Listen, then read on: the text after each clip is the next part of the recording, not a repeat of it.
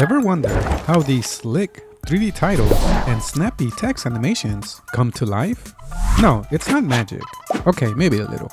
It's just After Effects, plus a few tricks that'll make you feel like a motion wizard. In this tutorial, I'll show you how to blend bold typography with smooth 3D animation, all inside After Effects. And no plugins needed. So grab your coffee, open your project file, and let's bring some serious motion to your words. Alright, let's get started.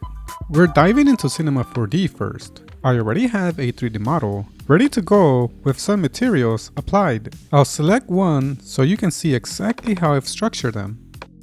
I've added JPEG images to the color, reflectance, and normal channels. If you'd like a more detailed explanation on how to create materials in Cinema 4D, definitely check out these two videos. I've also linked them in the video description.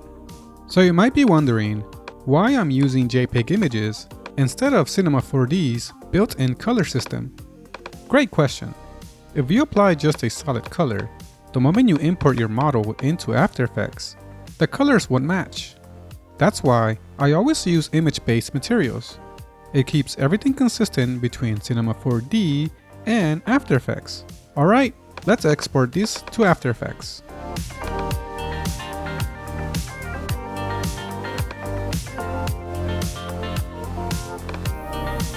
I like keeping things nice and tidy, so I make sure to label all my folders.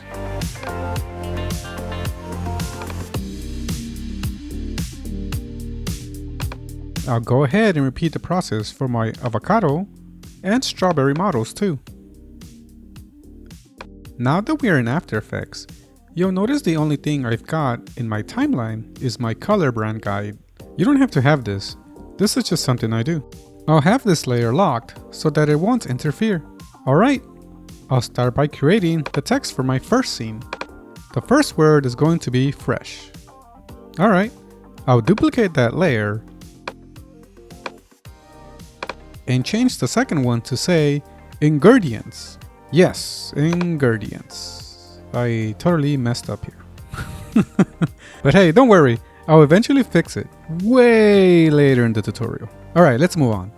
Now, I'll make sure both text layers are centered. First, I want to center them within the composition. I'm turning on my title safe guides to help line things up nicely. Let's center the layers. And great! Next, I want the text to feel bolder, so I'll increase the font size until it feels just right.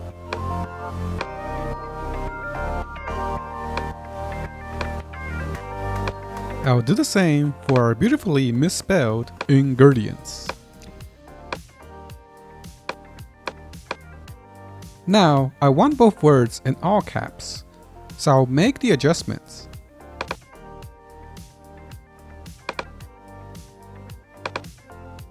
That looks better. And it seems like the spacing from the top and bottom is pretty even. Nice! Alright, now I want the fresh text to be outlined. Some fonts come with an outline version. However, if yours doesn't, here's a little trick. Just head over to the color picker and change the fill to stroke, which will look like an outline. Alright, it's looking good. If you want to tweak the thickness of the outline, just play around with these settings here. Lastly, I don't want my text to pass this guideline, so I'll adjust the positioning accordingly. Alright, now that we've got that out of the way, let's animate our text. I'll start by creating a mask that wraps around the text. The shortcut for that is Shift, Command, and the letter N. Doing this creates a mask around our text. You see? Cool.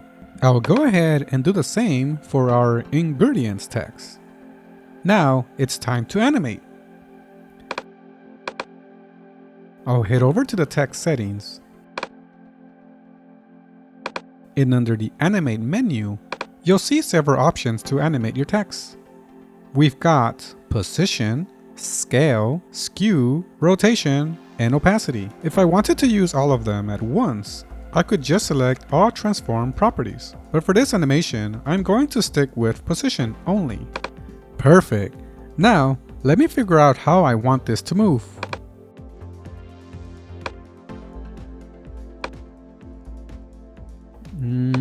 Okay. Up and down looks good. Let's go ahead and animate that. I'm sure most of you have animated in After Effects before, so this part should be pretty familiar.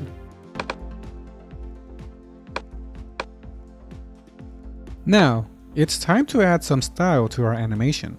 Head over to the Range selector, then go into Advanced, under Shape, go ahead and pick the one you like. There are a few fun options to play around with, so feel free to experiment. I'm going to choose Triangle for this one. You'll notice it creates a triangular motion effect. It becomes more obvious once you preview the animation. I want my text to fully disappear at the start, so I'll push the position value further down. Alright, let's do the same for the ingredients text. I don't want to go into details and give you every single step of what I do when I animate this. So I'm gonna speed it up for a minute.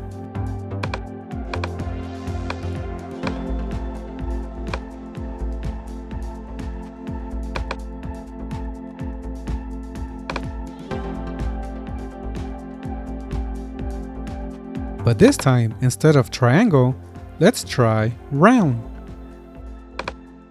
Okay, this looks fancy. Let me push the position a bit so we can fully see the text coming in. And just like before, I'll move it far enough so it starts completely out of sight.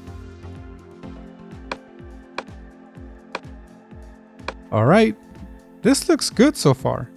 I'm going to move the work area bar in a bit. Perfect. Now, I'll press the letter U key to reveal only the keyframes on my selected layers. Next, I will apply Easy Ease to those keyframes. The shortcut for that is F9, or if you're on a Mac, Fn, which is function, and F9.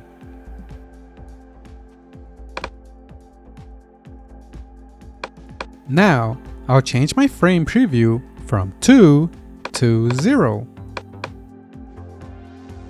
That feels smoother. If you want, feel free to tweak the animation even more to your liking. I'm a bit picky when it comes to these things, so I am going to fine-tune it a little more. Alright, that's good enough.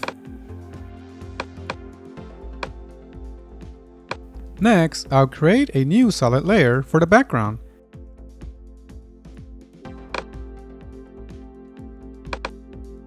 And name it Green Background.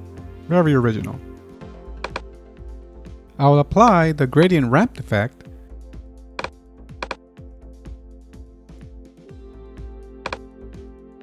and make sure my brand color guide layer stays on top.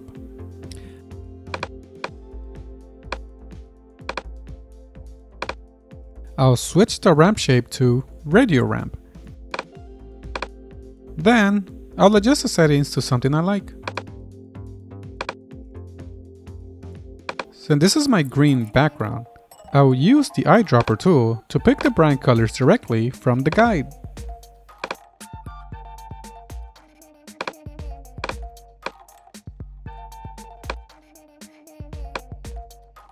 Looking good!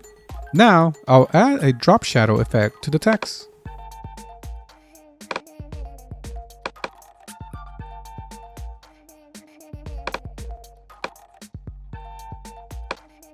Adjust the settings to whatever feels right for your design.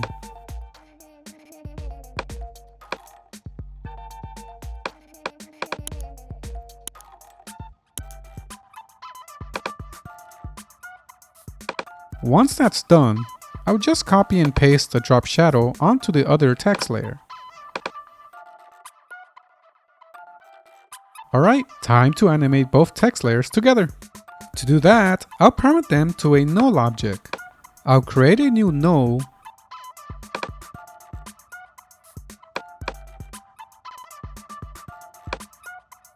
and name it No Text 1. Then parent both text layers to it. Now, I can animate the scale to this No layer.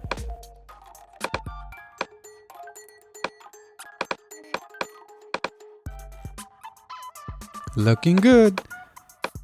I'll select both keyframes, press F9, and fine-tune the animation.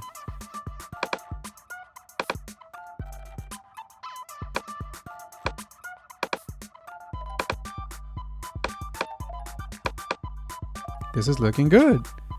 Perfect. Let's move on to the second section. I'll start by creating a new solid layer and name it Yellow Background.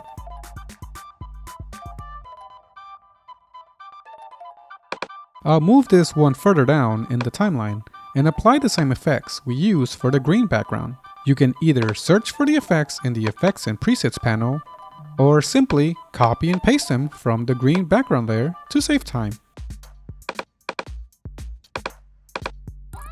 For the colors, I will use the yellow tones from our brand guide. And yep, this is looking good. Alright, let's get started with the transition animation. Head over to the Effects, Transitions, and select Iris Wipe. I'll increase the outer radius value, and since I want a square shape, I'll bump the iris points up to 9. I'll also rotate it to 45 degrees, which gives me a perfect square. Now, I'll animate the outer radius. I want the box to come in from outside the frame. So I'll start by adding a keyframe here. Move forward in the timeline and change the outer radius to 0. Perfect.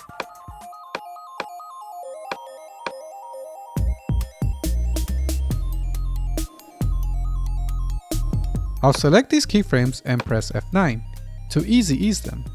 Then I'll fine-tune the animation a bit more.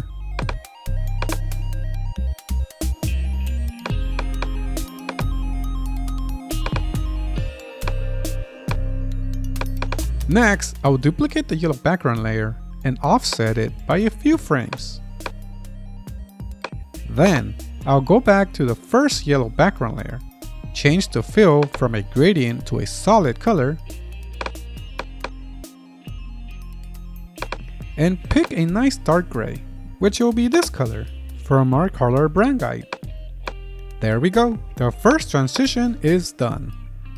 Now, while the transition is happening, I want the fresh ingredients text to rotate to add more visual interest. I'll scrub through the timeline to find a moment where I want the animation to start. Then, I'll select the No Text layer and duplicate it.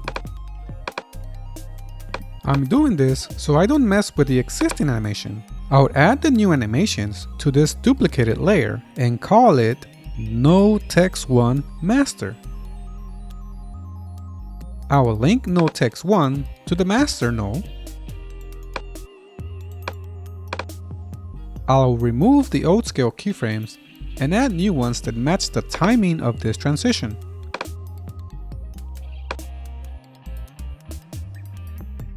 I want the master no to continue scaling even after the transition finishes, so I'll add a keyframe here. When I preview it, I can see the text keeps scaling up. Perfect. Now, I'll give it a bit of rotation animation too.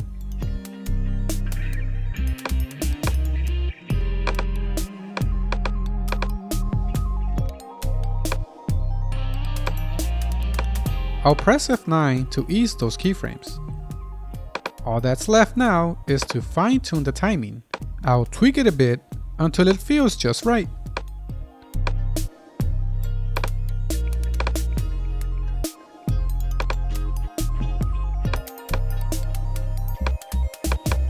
Alright, this is looking good. I'll change the color of these two layers so I don't get confused. And then I'll fine-tune the outer radius keyframes until everything feels just right.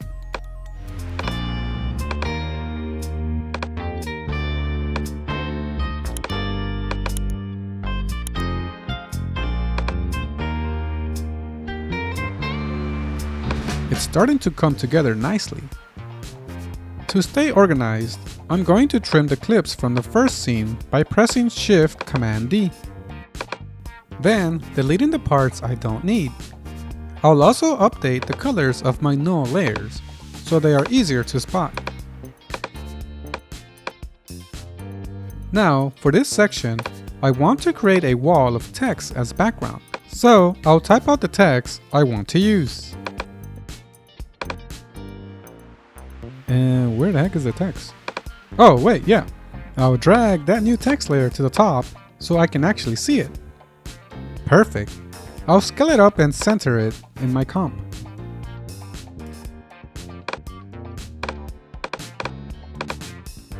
I'll also adjust the thickness of the outline. That's looking good. Actually, on second thought, I'll bump the text size up to 200 points. Yeah, that's much better. Now, I'll pre-compose this layer by pressing Shift-Command-C. I'll give it a proper name, and make sure Move All Attributes and Adjust Composition Duration are both checked. I'll position the pre-comp here, and then I'll double-click to jump inside. I want to crop the comp to fit the text and remove all the empty space. So I'll click this icon here, and just draw a box around the text.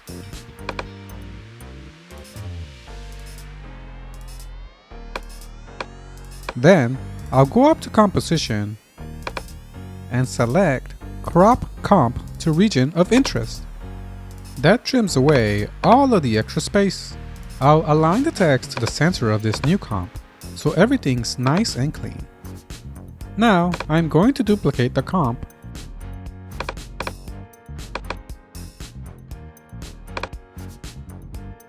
and rename one version with outline at the end. That way, I have one version with the solid fill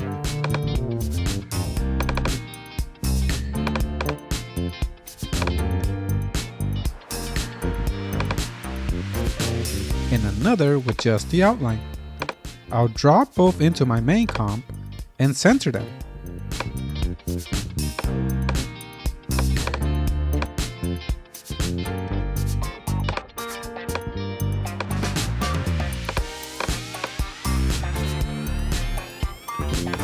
Looks good so far.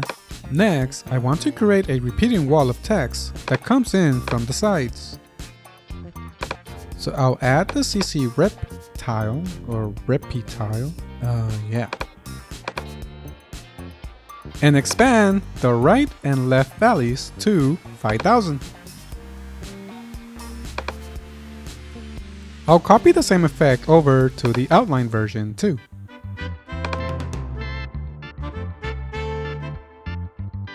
Now, I'll press A on the keyboard to access the anchor point, and I'll slightly shift it to the left to offset the positioning. Looking good. To animate the movement, I'll apply the transform effect instead of using the layer's position property. This way, I can animate the transform position without messing with the overall placement of the layer. I hope that makes sense. Once both layers have the transform effect, I'll animate them in opposite directions.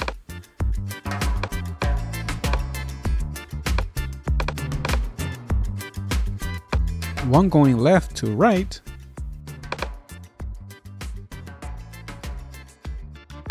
and the other right to left.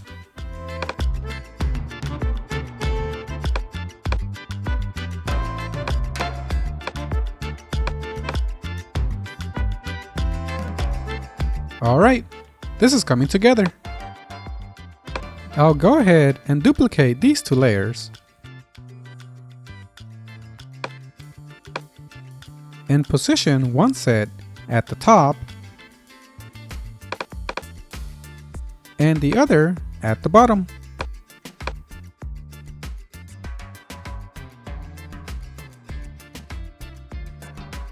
Finally, I'll reduce the opacity on all of them to 75,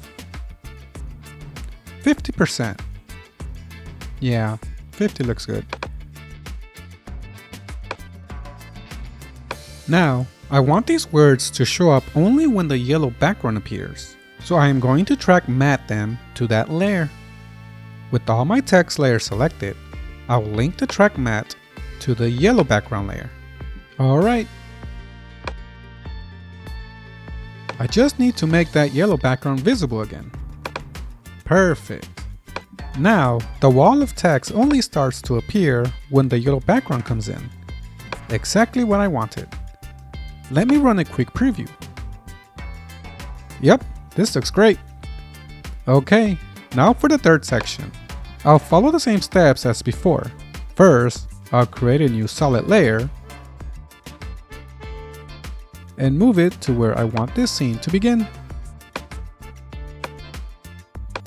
Then, I'll add the gradient ramp effect and change the colors to create a nice red background. For that transition,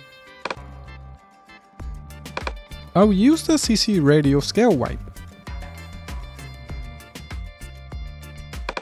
I'll animate the completion value.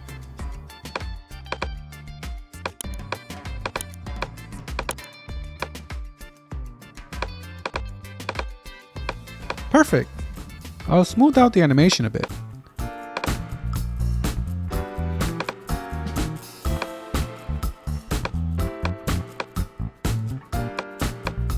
Okay, that's looking much better. I'll duplicate this layer and offset it slightly. For the bottom red background layer, I'll rename it Green Background and change the color to a solid dark green.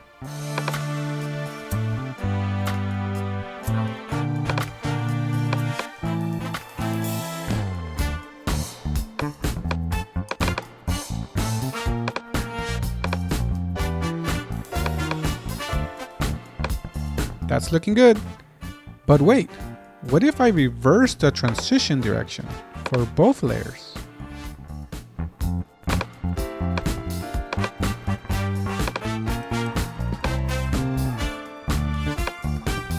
Oh, this is actually much better. Yes, this is looking really nice. Now, for the background, I have a pattern that was created in Illustrator, and I want it to appear over the red background. So I'll go ahead and import that Illustrator file now.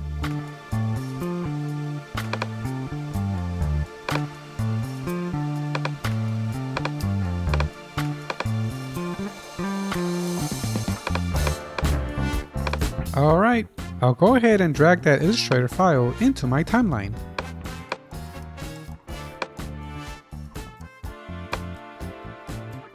And add the CC Reppy tile effect to turn it into a full background pattern.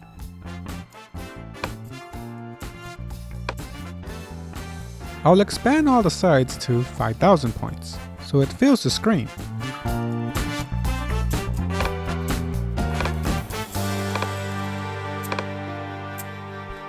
Then, I'll color it using that same dark green we used for the transition.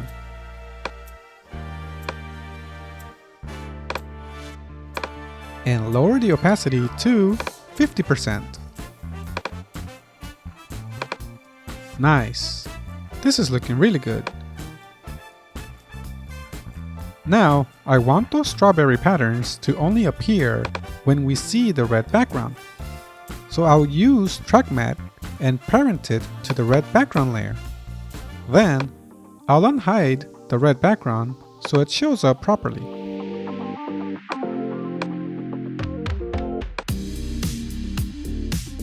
Okay, now time for the final text. I'll type it out.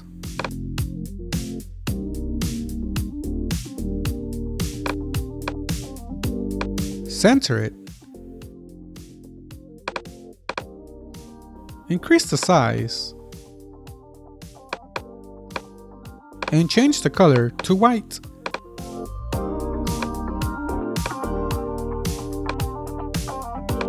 For the bottom text, I'll use an outline style.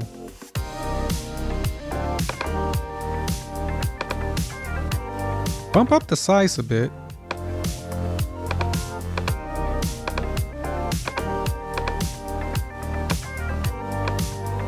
But not too much. And adjust the outline thickness so it's more readable. I'll double check that everything's perfectly centered.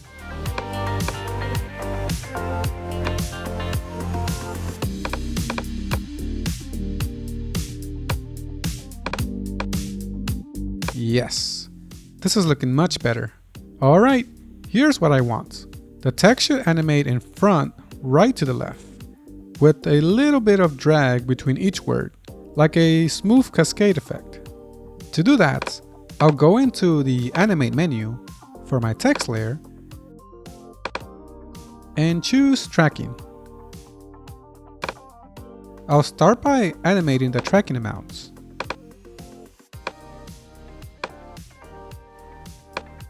Oh wait, I forgot to change the anchor point of my text to the left side.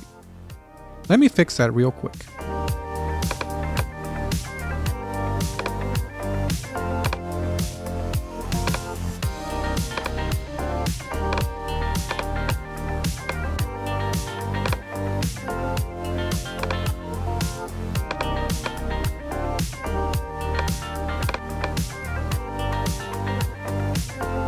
Okay.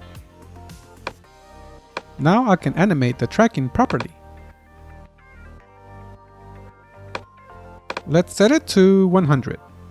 I'll go ahead and copy and paste the tracking keyframes to the rest of my text layers so I can preview them together. Yep, this is looking really good. Next, I'll go into Animator 1, click on Add, and choose Position. Here is where I'll animate the position to get that flowing movement. I could have done this with a null object or even a transform effect like I did earlier, but I wanted to show you a different way of doing this. Well, not sure if you care, but hey, moving on. Honestly, I could spend all day here just finessing this movement, but we don't have all day, so let me speed things up.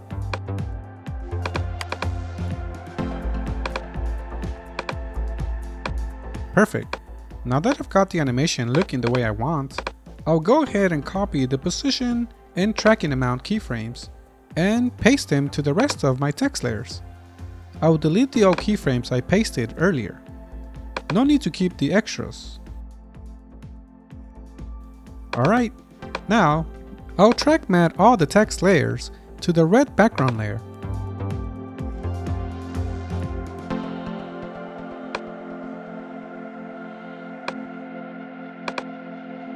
And just like that, the text only appears once the red background shows up. Clean and smooth. Now, to keep that same movement going, I'll animate the strawberry patterns as well. That'll add a nice bit of depth and energy to the scene.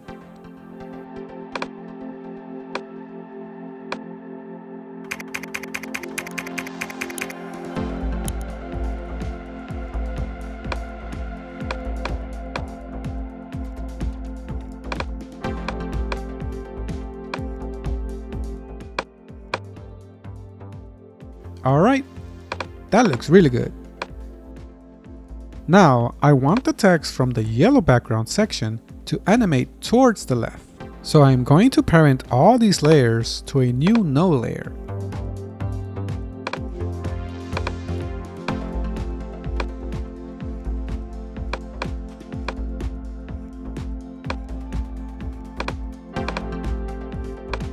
And then I'll name it Text Node Master. Now, I'll animate its position. I'll set a keyframe here. And I want the animation to end around here. So I'll move the node to the left. Perfect. You can see the locally sourced text now sliding off to the side. I'll reduce the opacity of the node just to keep things clean and hit F9 to easy ease the animation. This is looking nice and smooth. Let me preview the full scene.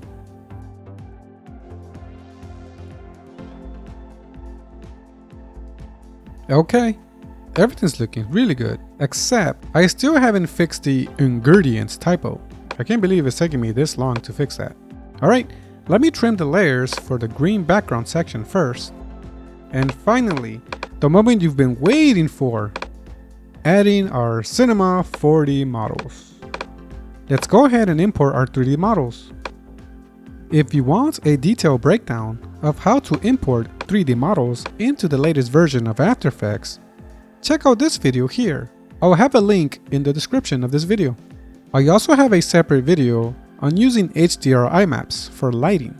Definitely worth a watch if you're new to that workflow. Alright, back to the tutorial. I'll start by importing my green peas model.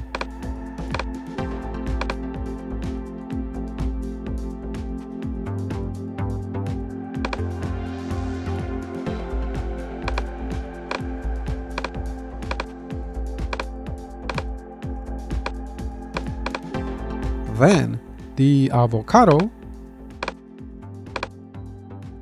and finally the strawberry. And you know what? I finally noticed my typo. It's not ingredients, it's ingredients. Let me go fix that real quick. Now, inside the green background section, I'll drop in my green peas 3D model.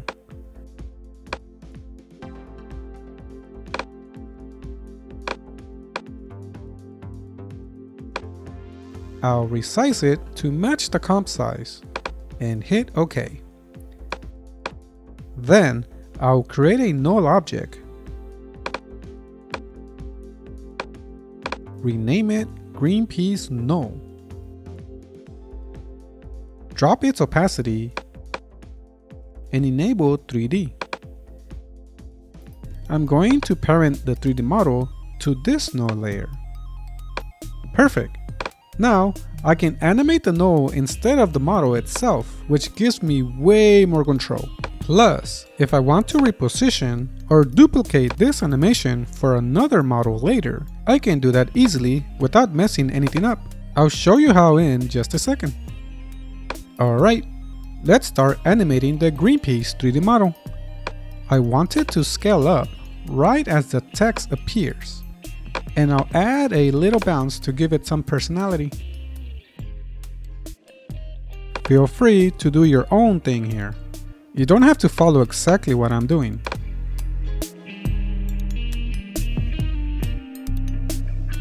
This is looking pretty good. Now, if your computer starts lagging while previewing, I highly recommend turning on Draft 3D mode. It really helps performance without affecting your final render.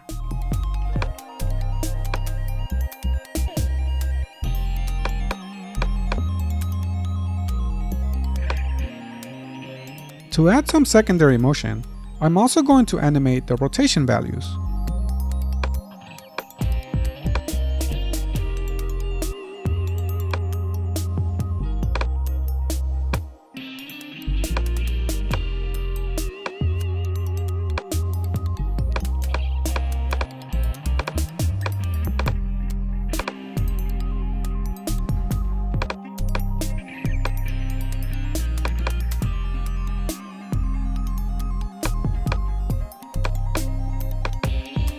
You'll see the animation starts coming to life. I like to animate one property at a time. It keeps things clean and helps me focus without getting overwhelmed. I just break it down into sections instead of trying to animate everything all at once.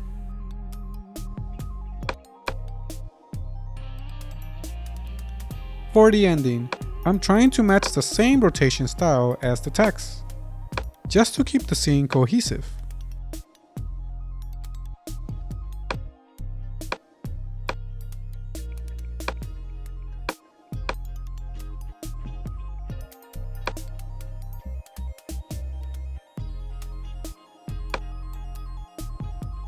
Alright, that looks good. Now it's time to animate the avocado. And since I made all of my animations in the green piece No, I can save a lot of time by duplicating that No layer. I'll rename it Avocado No.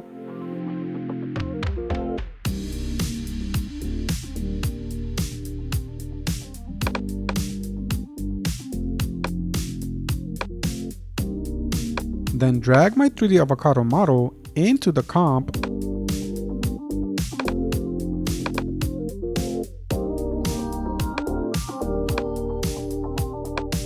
I want to make sure the keyframes on the avocado No aren't starting from 0 values. So I'll move in the timeline a bit further. That's about right. And parent it to this new No.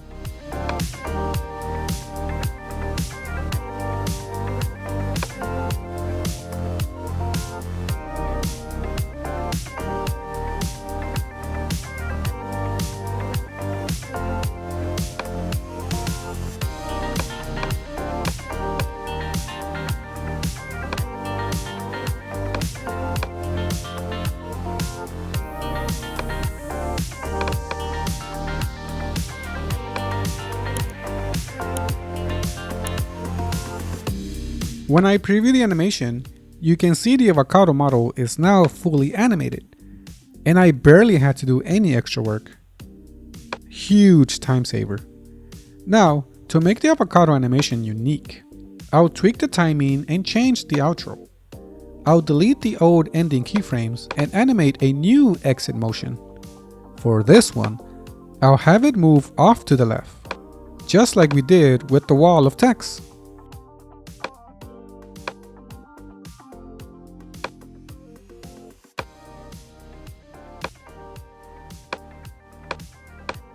I'll smooth the animation out with F9. And I feel like I need to push the red background section a bit further in the timeline to give everything room to breathe. Perfect. That looks really good. Alright, now I will duplicate my avocado No layer and rename it to Strawberry No.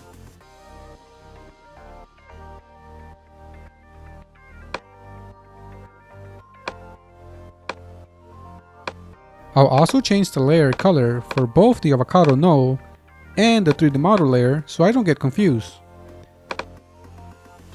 Next, I'll move the Strawberry No layer forward in the timeline so it doesn't start from 0 values. And I'll bring in my strawberry model.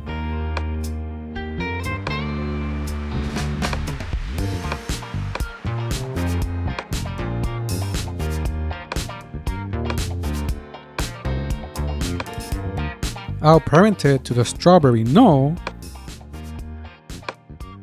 Now, I'll adjust the timing for when I want the strawberry to appear.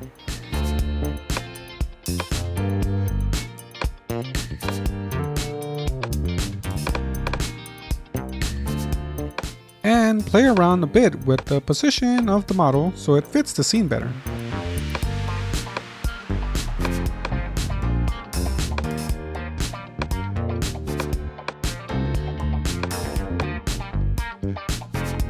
Alright, this is looking great, but I think it'll look even better if I position the U text right on top of the strawberry.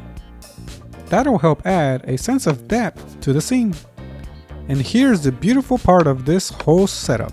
Because all the animation was applied to the No layers, I can freely adjust the scale or position of any 3D model later on without messing up the animation itself. Super handy, huh?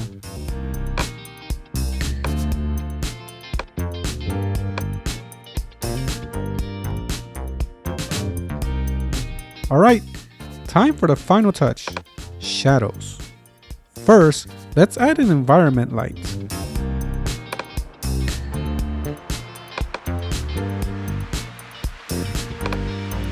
Make sure the cast shadow box is checked.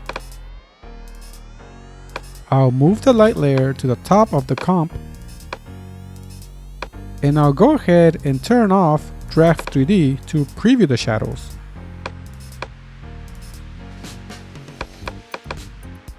Of course, this is going to make things lag a bit.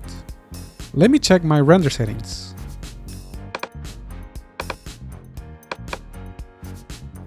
Nope, they're fine. It's just my MacBook M1 doing its best, I guess. Now, to actually see the shadows, we need a 3D solid layer that can receive them. So I'll create a new solid, name it Shadow, and drag it below the green piece model.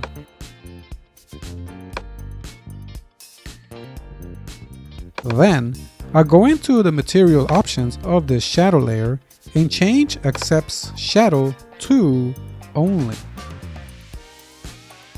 I'll position the shadow layer a bit further and below the model so that it catches the shadows where I want them.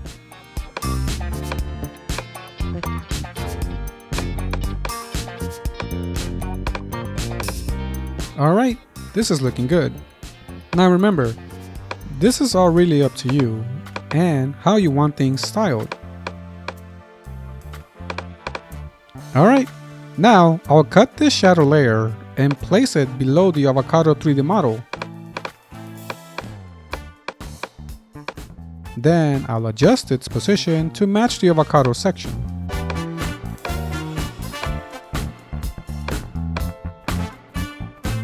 I'll do the same thing for the strawberry section, just duplicating and adjusting the shadow layer accordingly.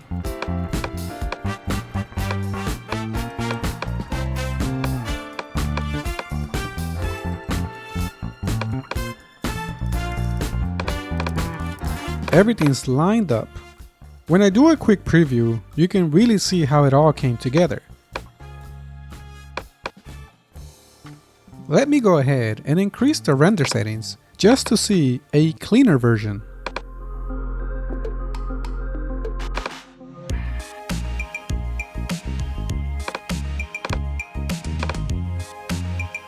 Yup, this looks great. And there you have it.